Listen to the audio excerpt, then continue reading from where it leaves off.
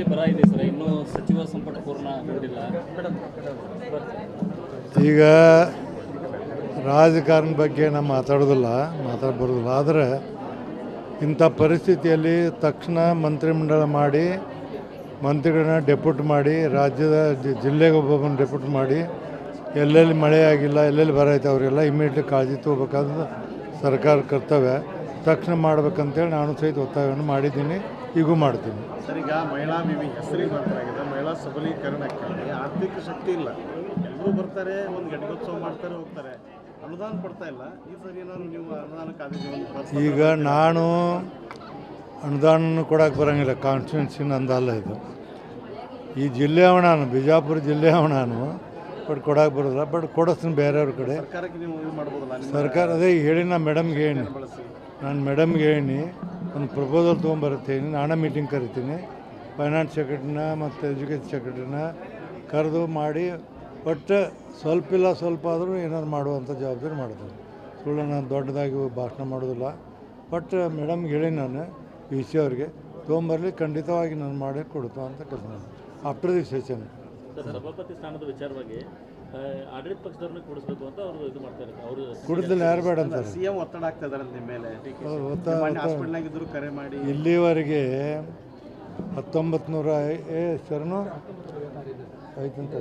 1956ರಿಂದ ಇಲ್ಲಿವರೆಗೆ ಒಬ್ಬ ಸಭಾಪತಿ ಮೇಲೆ ಅವಿಶ್ವಾಸ ನಿರ್ಣಯ ಮಂಡಿಸಿಲ್ಲ.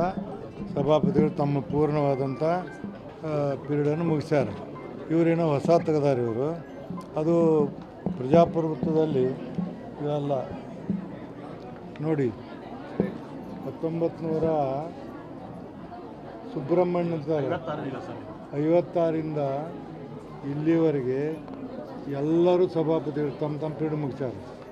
ಒಬ್ಬರನ್ನೂ ಏನು ಮಾಡಲ್ಲ, ಎಲ್ಲರೂ ಮುಗಿಸ್ಯಾರ. ಅಲ್ಲಿ ಕಾಂಗ್ರೆಸ್ ಇದಾರೆ, ಬಿ ಜೆ ಪಿ ಇದಾರಲ್ಲ, ಇವರೇನು ಅದನ್ನೇ ಅವ್ರಿಗೆ ಅಕಾಮಿಡೇಟ್ ಮಾಡಬೇಕತ್ತು.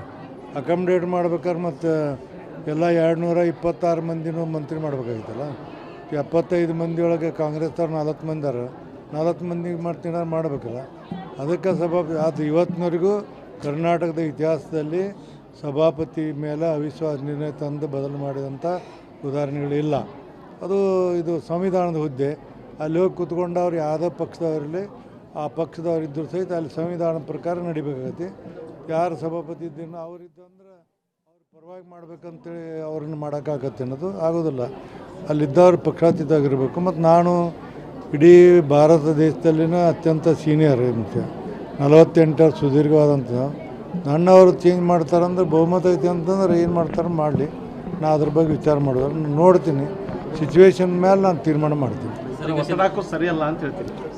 ಅವ್ರು ಒತ್ತಡ ಹಾಕ್ತಾರೋ ಸರಿಯಲ್ಲ ಅಂತೀರಿ? ಒತ್ತಡ ಹಾಕೋದಲ್ಲ, ಯಾವಾಗಾದರೂ ಸಂವಿಧಾನ ಪೀಠದಲ್ಲಿ ಇದ್ದಂಥವ್ರನ್ನ ತೆಗೆಯುವಂಥದ್ದು ಅಥವಾ ಅವಿಶ್ವಾಸ ನಿರ್ಣಯ ಎದಕ್ಕೆ ಮಂಡಿಸ್ತೀರಿ? ಕಾರಣ ಬೇಕು. ಒಂದು ಭ್ರಷ್ಟಾಚಾರ ಮಾಡಿರಬೇಕು, ಪಕ್ಷಪಾತ ಮಾಡಿರಬೇಕು, ಏನಾರಾಗಿರ್ಬೇಕು, ಕಾರಣ ಬೇಕಪ್ಪ. ನಿಮ್ಮಣ್ಣ ಏನಂದ್ರೆ ನಿಮ್ಮ ಮೇಲೆ ನಮ್ಗೆ ವಿಶ್ವಾಸ ಇಲ್ಲ, ನಿಮ್ಮ ಮೇಲೆ ನಿಮ್ಮ ವಿರುದ್ಧ ಅವಿಶ್ವಾಸ ಮಂಡನೆ ಮಾಡ್ತೀವಿ. ಏನಂತ ಮಾಡ್ತೀರಿ ನನ್ನ ಮೇಲೆ? ನಾ ಏನೇನು ಮಾಡಲಿಲ್ಲ ಇವತ್ತಿನವರೆಗೂ. ಮಾಡ್ತಾರೆ, ನೋಡೋಣ ಸಿಚುವೇಶನ್